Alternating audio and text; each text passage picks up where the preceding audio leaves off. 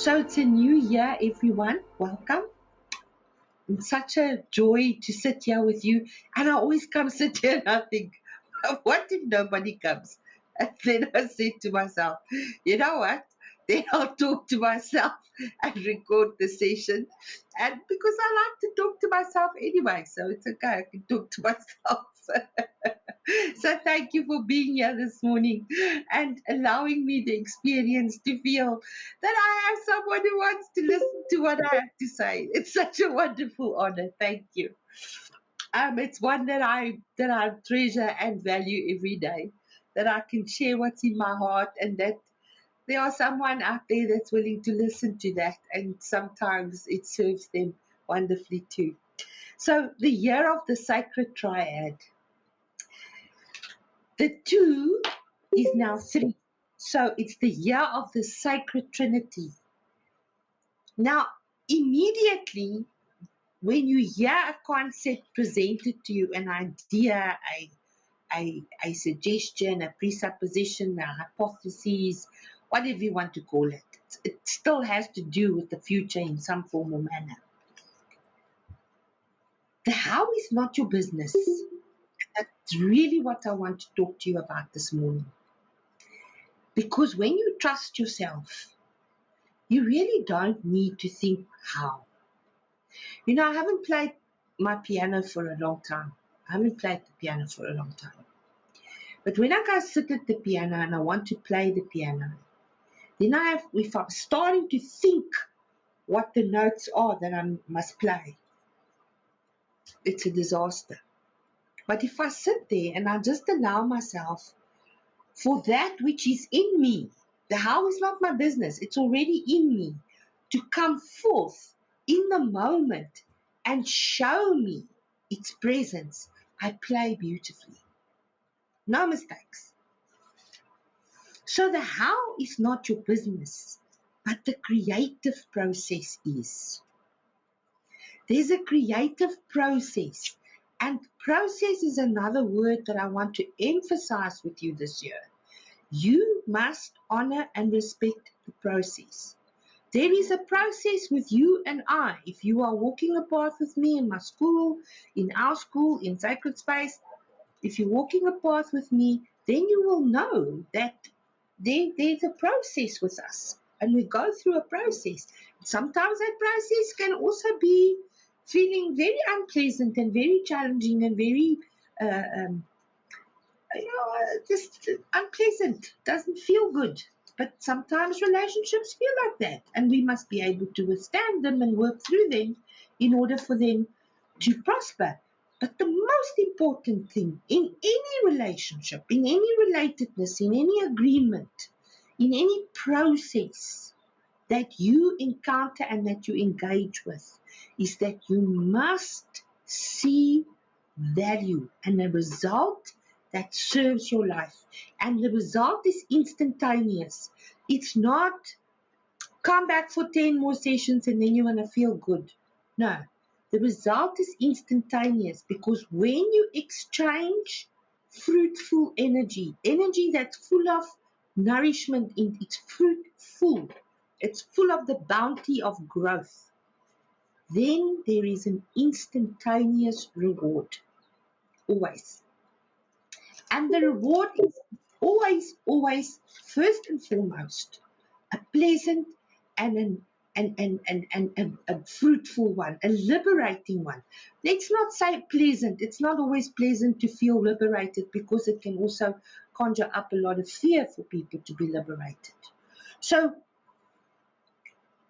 the creative process in you becomes activated when you recognize and acknowledge the sacred trinity in you.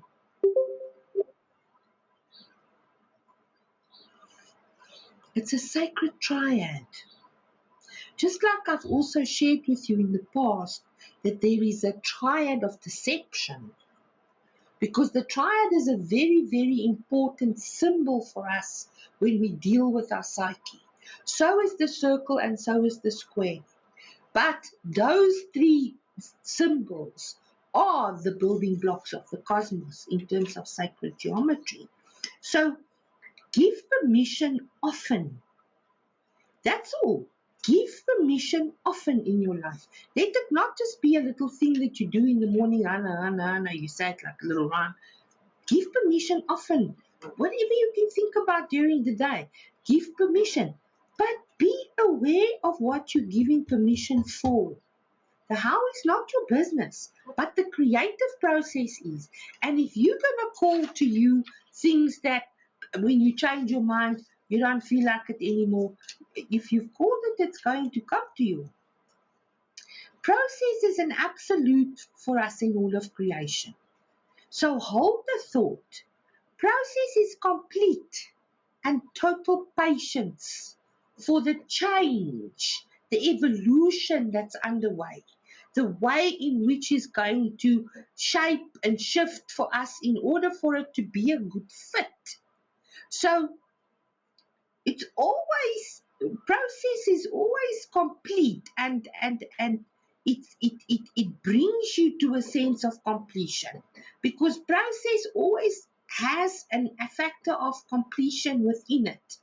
That's why we must live daily, and we must start in the morning with a new beginning, and we must have a completion at the end of our day, so that we can invite a new life, a new day, a new experience for us every day, because there are so many dimensions and opportunities to now experience life in a way that we've never done before.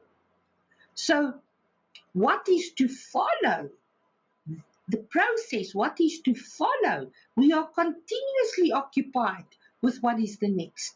Our minds are continuously occupied for what is coming next. And that allows us then to become very anxious and very in effect of the process. So process is action, process is participation, process is making the next moment possible. And now take action beyond the need to understand, because it is the need to understand the process that hampers it. Accept the process, trust the process. It's yours, it's your process. So when you engage and participate by giving your best, the process of life, patiently, if you are going to give your best, the process of life patiently observes you. Remember that if you deal with, let's say, you're dealing with a small child in the kitchen that wants to help you bake cookies. And you've got to now patiently wait until this tiny person is going to stir the eggs the way they stir the eggs. And perhaps life has to look at us like that, patiently, when life sees how we are doing life. Patiently. Because then each step unfolds and yields a beautiful and abundant harvest, a bountiful harvest, because that is what each cycle on earth is all about. It's the years, as we started naming the years in order to determine the cycle of harvest. That's the only reason why we know this process and the years, because it's always about the harvest.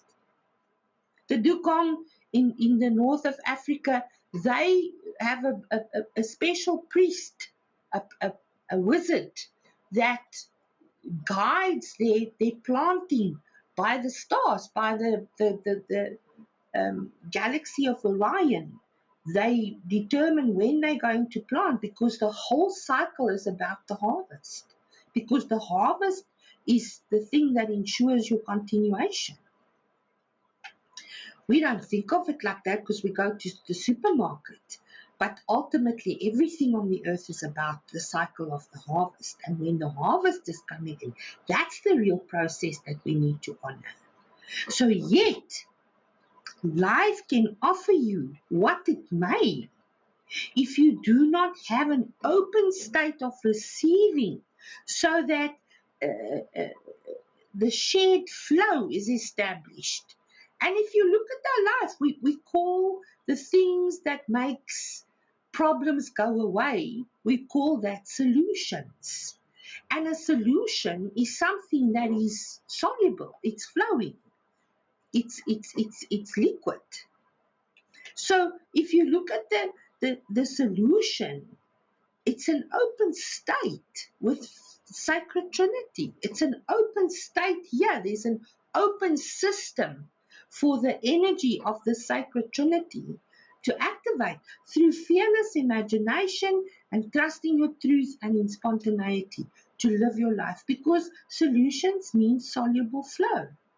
And then the how is not your business, because solutions are presented to you continuously when you have the eyes to see and when you are present. When that's why I insist, and some of you think, ridiculous the way that she insists on presence, but it's teaching you something.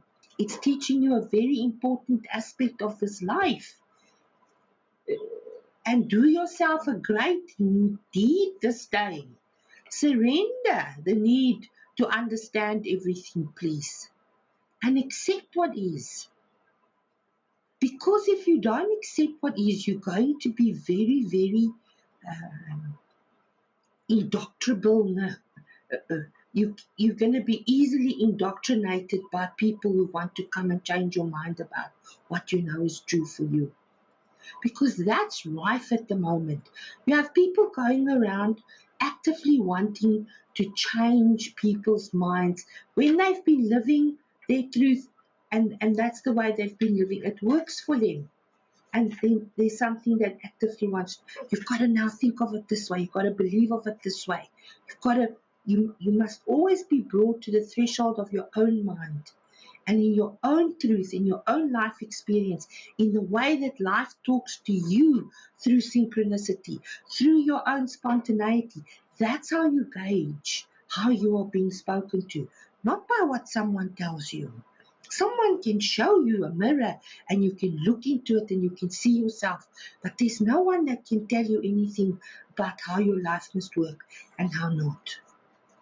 If you receive such guidance, then it's for you to look at. It's never meant, if it comes from a true teacher, it's never meant to do anything but serve you, because otherwise it wouldn't be said. It's always based on the truth that you can trust. Some things are subject to old and ancient systems and laws that govern this earth. And truth normally rests on those ancient systems, those ancient, eternal, and timeless. It's timeless. It's not affected by time. If you think about the things that someone like Plato wrote, which is BC, I think Plato's from 400 to 500 BC. I can't quite quote numbers very well, but it's very old wisdom, and it's still true today. Still true today. And Plato mostly wrote about Socrates because he was the teacher, but Socrates never wrote anything. Plato wrote all his teachings down, and Plato became the one who became famous for those teachings. Because a real master is not interested in having his name in lights, for sure. You do, you act. Even when you do not act, you take no action. That too remains a form of action, as it will bring a result. And all still emits and elicits movement in the spheres, and in the energies are stirred up again and again. The process is ever continuing. Being in the space of gentle surrender, you produce far more energy. You get far more done. Less is more. Being in the space of gentle surrender, you produce far more energy than when you are in conflict with the sacred laws that govern the earth. because it's not going to be interested whether you are in agreement with it or not. It just is. That's why acceptance is so important. You know the story about the moral of the story about the two wolves. You know, ultimately the outcome is decided by the one that you feed. So Dr. Carl Jung, the psychiatrist, writes, he says, about a third of my cases. Now, as a famous psychiatrist in his time, a third of his cases, that must have been a huge number. That's 33%. 33 and a third percent. About a third of my cases are suffering from no definable neuroses, but from the senselessness and emptiness of their lives. Their lives feel senseless and empty. What is this about? What is it for? Why do I even bother? It's a sense of emptiness and futility. And this, he says, can be described as the general neurosis of our time. And that people are wanting to medicate the feeling of senselessness and emptiness of their lives. And it cannot be medicated. You need to have the knowingness now, the awareness that you must invest in yourself. The need for gratification. Observe the self-gratification, how huge it is in children. It must be instant gratification. You must now operate as a parent and do for them that's going to make them happy right now. It must be done for me, and it must be done for me in if it's not exactly as I want it, as it is in my head, I'm not happy. So through chosen and often carefully selected cunning behavior, the child gauges the environment and the possibilities therein. But you still do the same. You use cunning behavior to gauge your environment and the possibilities therein. But you don't want to follow the process. You want that instant gratification that you knew as a child. It must happen now. And if it can't happen now, I'm unhappy and I feel disturbed and I feel upset and my future is a fuck up and everything feels wrong. Because if the environment offers an ideal platform for controlling behavior, the child will do whatever is deemed necessary to get attention. Not just attention, undivided attention and servitude. That someone must be at my beck and call all the time. Undivided attention. You can't be busy with something else and then, I want undivided attention. And we are like that too. My dogs are like that. Children are like that. Even plants are like that. Plants want attention. Adults act this out too. And we play many roles. And each one have a very clearly defined image. Each one. And it's maintaining all those different images that you have decided is part of the process that becomes so taxing and tiring and that makes you feel so burdened by your own life. It's very well defined in images because you know exactly. And the deception and the biggest denial is in the need to understand the game, to understand the game of each one of these images. Because each one has a different story and a different dimensionality.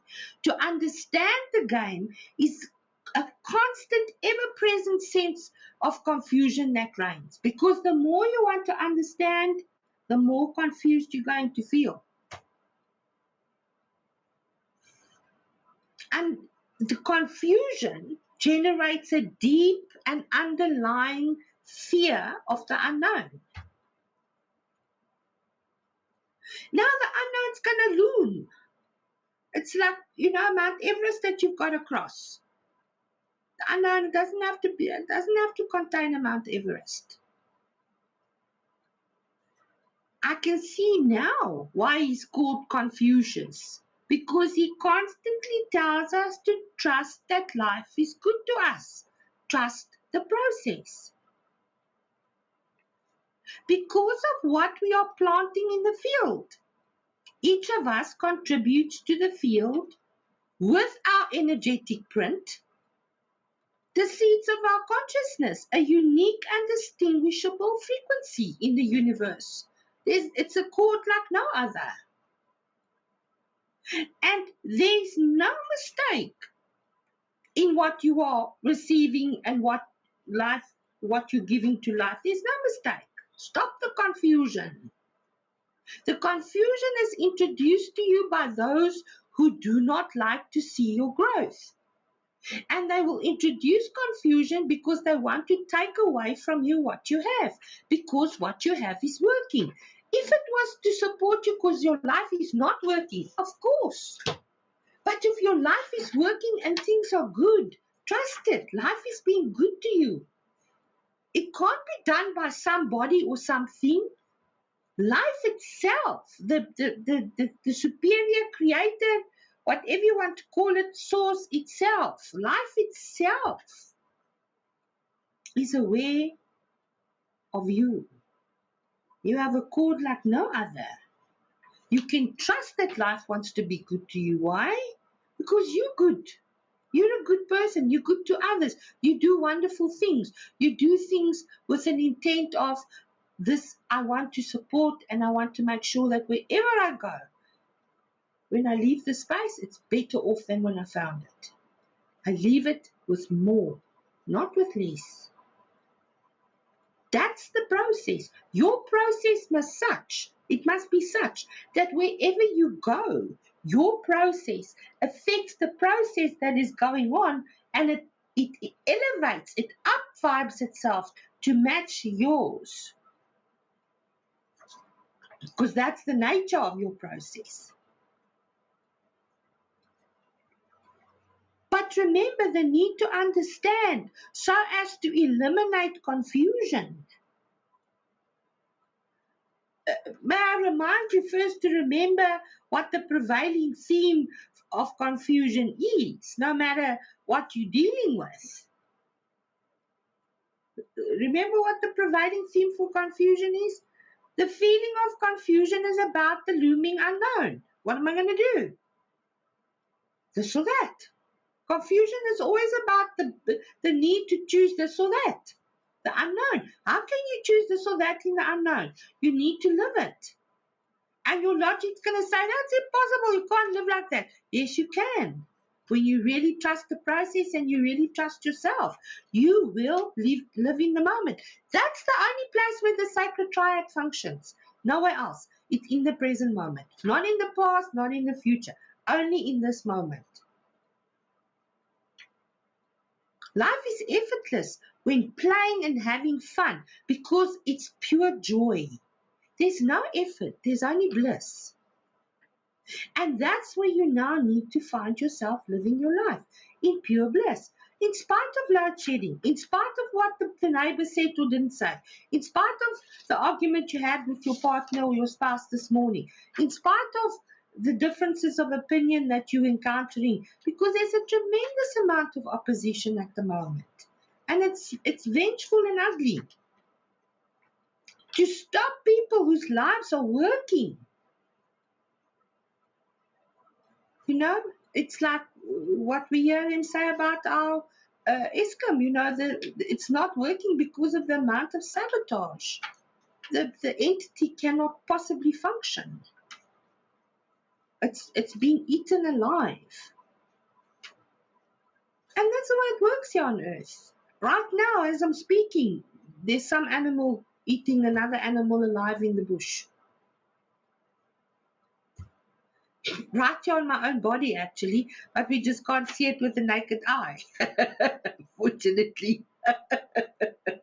Imagine if I had to come and sit here and you watch all kinds of chojos eating each other on my body. And that's the truth of the matter. You know, it's a fact, but the truth is, thank God, they were made so small that we can't see them with our eyes. I always laugh when I hear these scientists tell us what horrible looking hojas live on our body and we can't see them. Thank heavens. They're like real monsters. So you can only understand something once you've had the courage and the willingness to experience the process fully. There's no other way. Even if you choose to give yourself half an experience, because you become a passenger or you just don't participate or you're not available, there's no satisfaction in that. It doesn't feel good. So there's no other way. Go for the full process with all the bells and whistles, with your doing, because why? Because you choose to put yourself there. Now you may as well belong there and be the example. Not at the level of arrogance, but at the level of doing the best that you are capable of. Willingness, availability, capacity. And even when you watch and see how it happens out there, you can never know until you include it in your own reality. It's a sovereign ability to call it and give it a value. It's ownership. Ownership is a law here on earth. Ownership is an absolute law. It's the way that this planet now functions. It's all about ownership. And you must own it to have legal authority over it. Otherwise, you have no say. If you're not the owner, the court is not interested. Ownership must be proven. So please consider that each experience that you're having, each nanosecond, each moment, becomes instantaneously, it is instantaneously a memory. And your consciousness is recording every second, every moment, it never sleeps. That is the observer, it's always watching and recording every single moment. So to collect the memories and let life unfold and live what was, we do that perpetually because of our fear of the unknown. So we rather collect the memories, the me more wise, as I call them, because a memory most of the time just makes you ask why more. The me more wise, we collect the memories and let life unfold. And then what was becomes the thing that determines the way that we experience our lives. And we are now forced to include predictability into the process so that we can remove the fear. And how do you include predictability into the process? I mean, you just have to go on social media today. There are billions of people predicting the future through the stars, through numerology, through what the markets are going to do. And I'm not saying that we mustn't do that, not at all. But we first of all have to trust that there's a process, and within that process we can apply the knowledge that have come before. But it's not necessarily going to be applicable to what we're experiencing because it's new. It's never happened before. It's a brand new moment. You are fearless already. Making known the unknown. You must be aware of your world at least. When you're going to walk, you must look if there's things on the ground. You know, someone recently said how it spoiled their holiday when someone said, there's a lot of snakes here. I mean, suddenly, your experience of this wild, wild west and the wild earth, when you're thinking about a lot of snakes in the grass that you can't even see, it's not a fruitful thought for a person wanting to experience the outdoors. But you are fearless already. You just need to make known the unknown, so you must be very aware of your world. Don't go walk without protective shoes in long grass, because it's good to know, otherwise you may get into trouble by stepping on something. So the people in it and the prevailing circumstances must become your awareness. It's only through awareness that we are saved. I drew some money at the ATM the other day, and there's a lot of people being followed from the banks when they draw money. And there was a red car following me. I saw it. I watched it in my rearview mirror, and as I pulled down my street, I saw it following me. So I just drove past my house, and then it had to turn, and the way it turned, it showed me that it wasn't meant to be down my street, because you can't turn left. If you come down my street, it means that you could have turned at the top already. So yeah, it's just, the interesting thing is that when you become aware, you stop being a victim, because in awareness you will make sure, and your chances, the opportunity of that energy called victim to come and launch itself, or to come and dock itself with you, is absolutely eliminated. But mostly, the real value of life is forgotten in the race for understanding.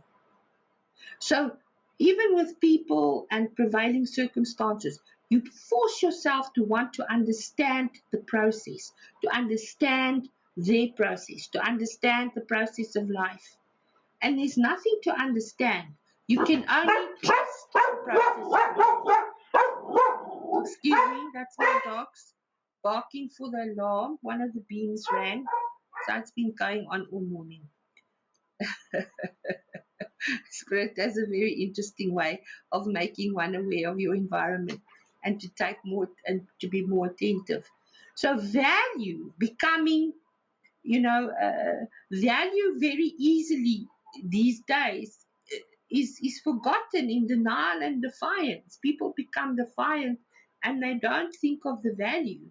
And the real value is lost in favor of popularity, or in favor of the flavor of the month. The denial and the defiance is the value is forgotten in the competition to feel on top. Because there's a competition to who's going to be on top, who's going to have the support, who's going to have the followers. There's a competition, and they need not be, because when you are really good at, and you trust the process of your life, and you're a good person, life does 99%. You just have to do 1%. Life does it for you, literally. And when you get it and you start living it, it's the most profound process. No matter what sabotage happens in your space, and what is being perpetrated, and what obstacles and what things you are given to deal with, you get through it. Because that's the way it works here on earth. Those kind of challenges are given us all the time. And that's not the process. It's introduced into the process. It's introduced into the process by energies that I share, or that I choose to share, and it's introduced into the process by people who live with disrespect. There's no respect, there's no honor, there's no dignity. Then it is introduced into the process. And when it gets introduced into the process, that's when you need to take the relevant action. When you have to have boundaries, when you need to do things differently, when you have to change the direction, go to the other shore, to the opposite shore. So you cannot predict and understand the future or the past. Understanding is a gift that finds you worthy. And it never happens the way you think, but understanding will always find you, and in the form of truth, and not on your terms, not on the way that you say it must happen, not on your terms, not according to your demands, according to the sovereign vibration of self-sufficiency. I'm going to say that again. According to the sovereign vibration of self-sufficiency. If you are not vibrating at the level of self-sufficiency, life is not interested in doing the 99% for you. Excuse me. No. Come. Come sit here by mommy. Come. He's a good girl. You're a good dog, my baby, but not now. See, those people are in the street. I think there's someone at my husband.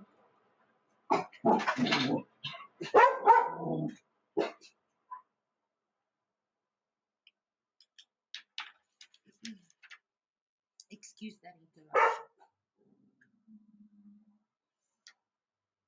So according to the sovereign vibration of self-sufficiency, sovereign means that you are in charge. You are the authority and you are the one who has the ownership.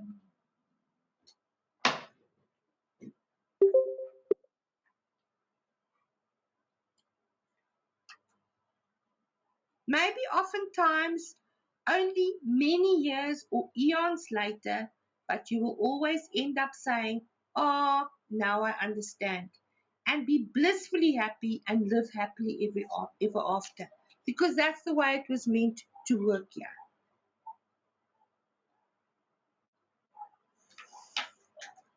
So my message to you today is to live life with no agitation in it, with absolute stillness, with a stillness, because the Cherokee in North America says that life is a dance in absolute stillness.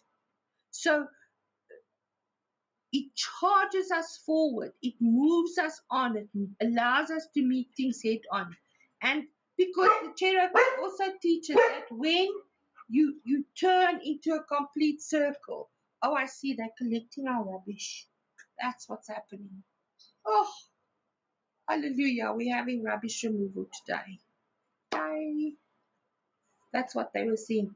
So there's an absolute stillness. And in that absolute stillness, when you find that within yourself, it allows you an inner strength and a state of being and self-confidence and self-esteem and self-trust at a new level.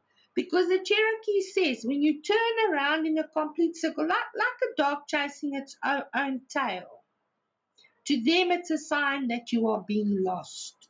And very often in this confusion, when we don't show, we literally like, with our back, we're just turning round and round and round, and we feel completely lost. There's no need to do that. Take yourself to a place of absolute stillness. I'm going to show you a few tools today, and to turn and make it not turn around. I've come 360, but I've grown by a couple of kilometers, never mind 360. This new year, this 2023 cycle, is about opening the circle. It's time for the spiral to awaken in us, for the sacred pyramid, the pyramid of power, to be awakened within us, to be ignited once more. And remember, in December, I said we may only meet again in February, but in the meantime, give permission for your life to expand beyond the circle of life into the open spiral of the cosmic creation. And that was the way that I greeted you at the end of last year. So, what you now want to do is you want to become so still in your need to move forward, in the need to rush forward into the next moment. Rush. Gotta do this, gotta do that. Rush. No, there's no need for that. There's no need to rush forward into the next moment. When you trust the process, you know that everything is exactly as it should, and that when you get there, you are adequate, you are capable, you are more than you have the capacity, you can trust yourself, you'll deal with it. Because you're going to have to deal with it anyway. Whether you bring all this baggage with you to really just congest and obstruct the process, or are you simply going to be participating in the process, fearless, imagination, trusting your truth spontaneously, and moving forward in that way will give you a stillness and a contentment in which you will experience the creative potential of your intent beyond measure. And there's no skill to it. There's only a vibration and a frequency, because if your vibration and your frequency does not match, you cannot pretend it or jippo it, not with IT, not with knowledge of any sort of, if it's not generated naturally by because we are the only, warm-blooded mammals are the only creatures that can generate its own temperature, because dogs can't, reptiles can't do that. They're cold-blooded. They need the warmth of the sun to warm their bodies. But we generate our own energy, and that's what makes it so powerful. Let the silence sink into your consciousness. The how is not business. Just available to do that. Let the silence sink into your consciousness. And when it does, leave your physical body sitting in the chair. You can do that with me today. Let me just quickly put off the sound here from someone needs to just be muted. Okay, they've muted themselves. Lovely. So just where you're sitting in the chair, just allow yourself to become soaked into your own consciousness. The house not your business. Be willing, be available. Sit in the chair, lie in your bed, wherever you may be, and just literally feel yourself being soaked in your own consciousness. And how good that feels. It's almost like you go into one of those salt baths, those isolation chambers where everything becomes dark and you have this beautiful space where you just float. And you let the silence soak into your consciousness. And then, leaving your physical body in the chair, you stand up and walk forward into the astral, and you look at the door and see an archway appear. And that archway is a very sacred doorway, a neural pathway, an actual neural pathway lies beyond that archway, that doorway, that threshold. That's a neural pathway in your brain. And you give permission for new paths. And after you switch, because there will be a time when you switch from the old path to the new path several times, and you give permission, beautifully timed, you give permission, bing, bing, you give permission for these wonderful new energies, for pleasure, for wisdom, for growth, for insight, for joy.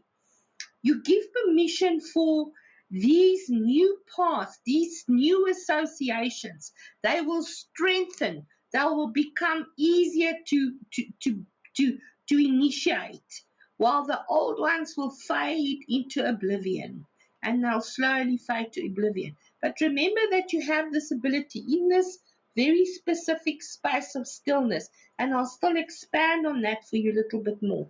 But in this very profound space of stillness, there you'll find the access. There you'll find the threshold, the door to go through, where you actually speak directly to the neural pathways, where you can then instruct, give permission, call sovereignty, call and command that new paths be formed that is going to serve your life going forward.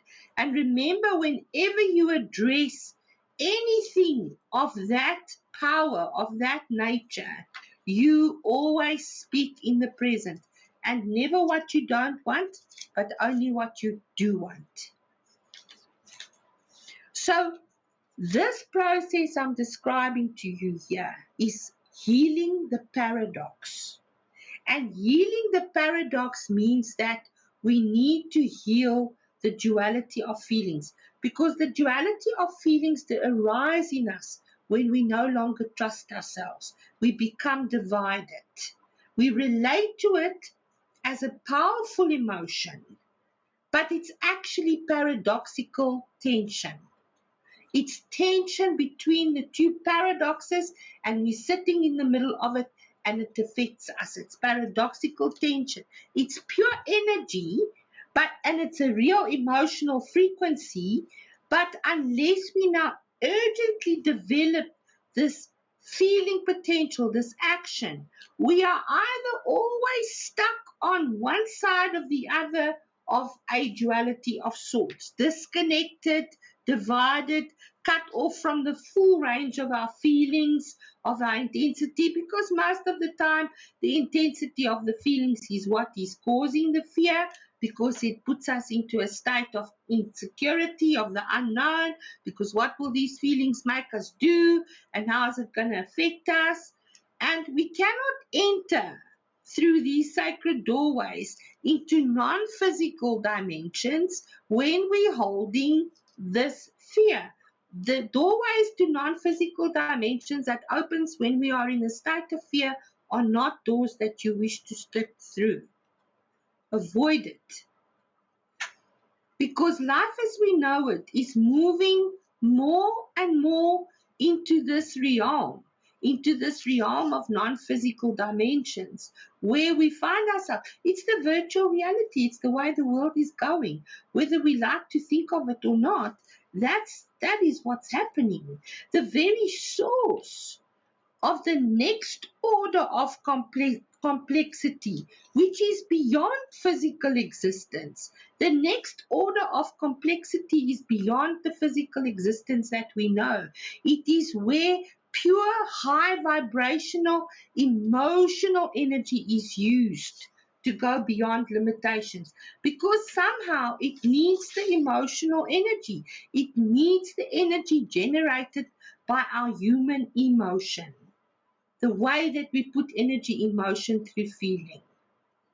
So emotion represents the purified energy of ordinary feelings. And this comfort, this knowingness, because this deep knowingness brings us a comfort that we cannot explain. This comfort is achieved when you fearlessly feel pure energy. And this intensity helps you and avoids being stuck and trapped.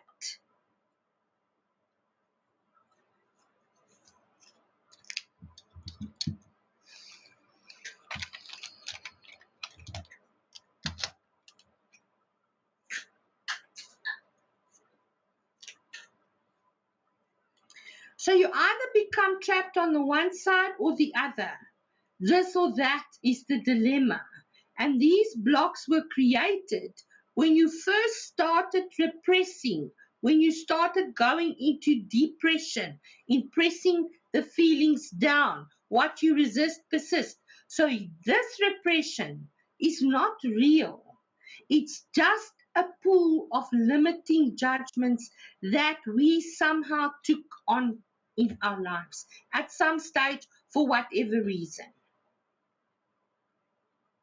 When we release these limited thoughts that is caught in this repression, we can see enough and we can know what is going on by knowing this, because it's the knowingness and the acceptance of both sides, so that we remove the paradoxical tension, that we give ourselves the space to breathe and see what's going on.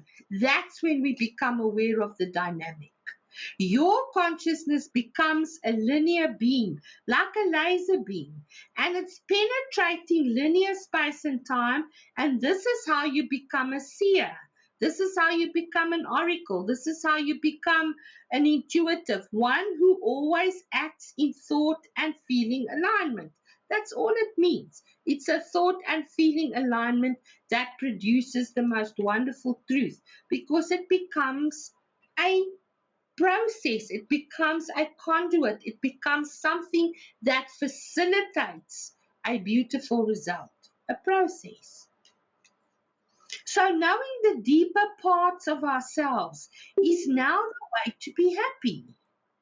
Knowing the deeper parts of yourself is not what's going to make you unhappy. That's what's going to make you feel happy and content. It's now that you really want to transcend holding yourself back, limited, in polarized, locked in feelings. You know, a duality and a struggle and a delay.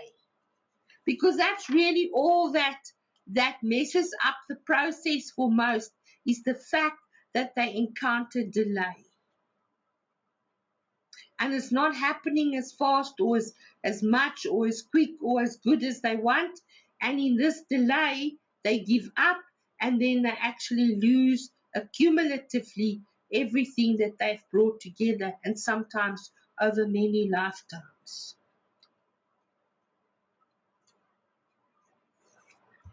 So because we work now with frequency, it's no longer about what you say. It's about the frequency that is behind what you say. If available for you to go this week and to make a sound that you feel that's going to heal yourself. You can, even if you have the knowledge and the know-how, tone it into each chakra. You know, if it's something that people are interested in, I can do 2 or 3 hours of toning in the chakras one Saturday or Sunday afternoon as an online process to attend. But tone in each chakra, and audibly and as loud as you can, because it's something that needs to be seen, it needs to be heard, and it needs to be shared, it needs to be acknowledged, it needs to be worked with, it needs to be participated with. I see you, I hear you, I acknowledge you. That's the three. That's again the Sacred Trinity, because the Sacred Trinity you will see this year in so many things. The Sacred Trinity is what governs us, but we have forgotten about it. So you can use potent visual imagery too, but the most important aspect of it is that you must relax your body completely. Relax your body completely when you do it. Because what we are advocating here is a process of non-attachment, of detachment. It is necessary. It is a necessary attitude when you are exploring perception. It is a necessary attitude when you are exploring perception. What is perception? Perception is the new dimensionality. A new dimensionality. And what is a new dimensionality? It means that you now need to live yourself aware of the different dimensions in which you're experiencing this process called life. When you're at work, you're in an office environment, you're in a corporate building, you are in a completely different dimension to when you are at home. It's not a perceptive environment. It's not an environment where you need to have perception. It's an environment where you need to recognize that you are living and operating in a different dimension. And that dimension has rules and regulations and things that must be complied to, because this whole process on our earth is a process of compliance. And it's a compliance to the rules and regulations of the game that you are participating in. And dimensions are the same as playing a game. You are in that dimension, the rules of the game will determine your result in this dimension. You can't change it. It cannot be altered. It's a question of respect, dignity, and honor for each new dimension that you encounter. That's the first thing that needs to be prevalent in the way that you engage the environment, is respect, dignity, and honor, because if it's absent, your vibration is not going to reflect it, and life will not recognize it. So detachment offers a quiet zone, a sacred space between an external circumstance or event and an internal response, the assessment of the event. So let me say that to you again. Detachment offers a quiet zone, a sacred space between an external circumstance and an internal response. The internal response is as a result of your assessment of the event. The space of detachment is a liberated space, yet personally you need to apply it and encounter it. You can't have detachment if you haven't accepted what is and you haven't allowed yourself to experience what's going on. Detachment is not turning your back and pretending it's not there. Detachment is very much aware and an acceptance of what is, but you actually find a space of detachment between the outside and the response that you're forming on the inside. And there, between the external environment and yourself, and this offers you the bigger picture. This offers you a bigger picture to look at, and where you remain unaffected to perceive what is on hand, clearly, objectively, with clarity, with commitment, with feeling, and making the experience real for yourself. Because then the feeling of surreal that we're all sitting with so often these days, things feel so surreal. Then the feeling of surreal becomes real. Then you can trust it. It feels real. Good.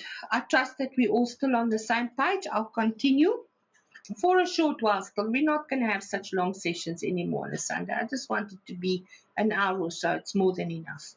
So recognize you are fully connected with your world and that you are responsible for your actions.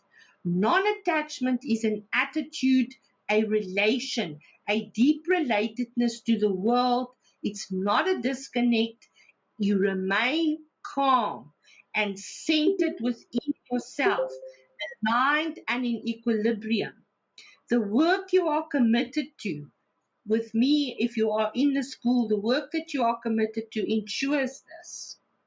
So do not take things personally and be fearless to stand out. And let all criticisms that you feel that are leveled against you, because there are hundreds of thousands of criticisms that we level against ourselves daily based on pure assumption. So let the criticisms slide away. And also, when you own something, when you say, I own this is my doing, this is my choice, this is an ownership is in the picture, because then it makes you feel insulated and safe, because it's water off a duck's back ultimately. You've got to let things slide off and things move along, because you can't possibly own everything that happens to you on a daily basis. You'll kill yourself. So instead of judging and criticizing mentally, accept what is first. You don't have to like it to accept it, but you got to accept it. This person's being an arsehole. Now accept that they're being an arsehole. But that doesn't mean that your response, what happens on the outside, doesn't have to determine the response that you're going to have. That then puts you in a state. You stay detached so that you can remain calm. To calm your feelings without comment or reactions, that sparks going on and off on a tangent that you regret later. So cultivate an alert sense of self-observation, a content knowingness. I know this, I can trust myself, and I trust it.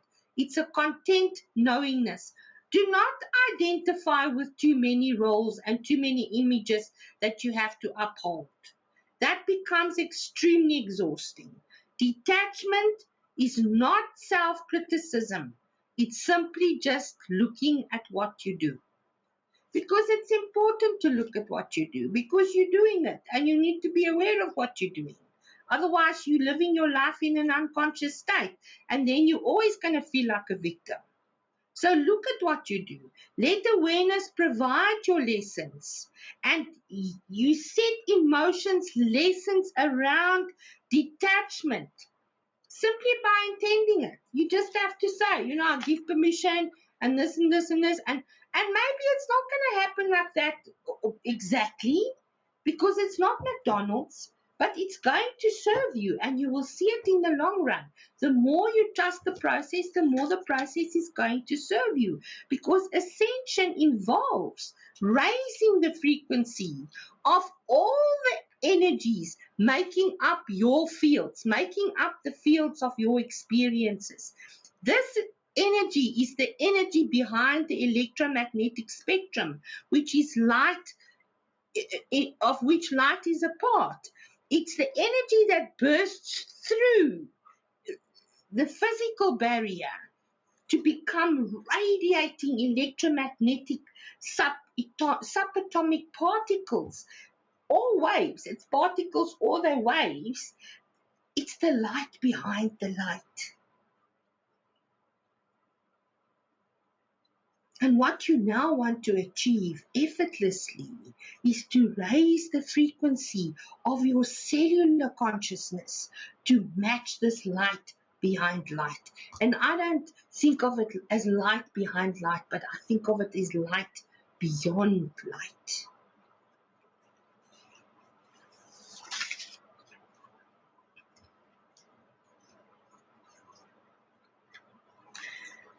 So I'm going to close with this little piece called Linking with the Higher Will. And the higher will is such a nice, I think it's Sonaya Ramon that writes this piece that I've got here. The higher will is such a beautiful word for the higher self. Because by now, I can tell you this, that your psyche, when you hear the name higher self, your psyche goes, oh no, not again. Because there's some of these words that we've used so often and they haven't necessarily delivered what we thought or what we expected, and then we lose faith, we lose trust in these words. So the higher will is such a beautiful way to describe this aspect of us. The higher will is an aspect of all that is. It's an aspect of all that is. It's a portal, it's an entry into the dimension of all that is. And when your higher will is aligned with the energy and the frequency of all that is, it allows you access, but not otherwise. It is a moving current of energy that carries everything in the direction of higher evolution. It is a gentle stream of love and spiritual energies that leads everything in all kingdoms, mineral, plant, animal, and human, to growth, to aliveness, and to a higher order of being. There is a divine plan to the universe. There really is. And this plan, not a plan, but it's an order. This order does not exist in the form of guidelines about the specific forms and actions that are to be taken, to be carried out. It exists as spiritual energies that we need to resonate and align our frequencies with. It's not going to happen any other way anymore. The higher will is stepping up the frequencies of these energies with great precision to move your physical world and all consciousness in it toward its highest evolution. Because we are living in very important times.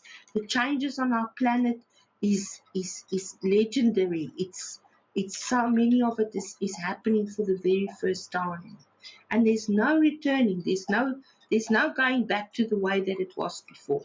We can already see that after COVID happened on the planet. There's no returning to how it was before. Things have changed forever, and we know that. You have complete free will to respond in any way you want to these energies, or you can choose to react to them. But to respond to them is to first of all accept what is, achieve that calm, because you're accepting what is, you've got it typed, you can see what's going on, accept what is beyond understanding, and then to recognize that when you accept what is, you can be detached from it. It doesn't have to shake you around like a dog that's got you in its mouth. You can detach from it, and you can see there's a lot of activity there, but I don't have to be part of it. And then you can choose in a way to respond. And all of this happens in nanoseconds. It doesn't have to take weeks and years. So you have complete free will to respond in any way you want to these energies. If you want to use them to grow spiritually, they will greatly assist you. And if you want to connect with the current of evolution, simply be willing to have your life take on a higher order. Be open to the other side. Be open to new neural pathways. Be open to match the light beyond the light. Be open to become something and to experience something about yourself in the most amazing ways every day, because it's available and it's a lot of fun. So I want to thank you all for coming to sit with me this morning. And in all of this, please honor the first law of equal exchange that says humankind cannot gain anything without first giving something in return. The mirror cannot show you anything before you put yourself in the mirror. Life is the same. And to obtain something of equal value, something of equal value must be surrendered, willingly shared, offered, given, served. That is alchemy's first law of equivalent exchange. And human greed is a desperate chase to beat the system. And there's a lot of people that comes to you in the name of greed, and they offer you the sun and the moon and the stars, but it's not for your best interest. So always first observe, accept what is, but detach and observe, to defy and obliterate the fundamental laws of our universe is a vested interest on our planet at the moment by many people, and you cannot participate in that. You must always have dignity, honor, and respect for the law of equal exchange in everything that you do. That is respect for creation.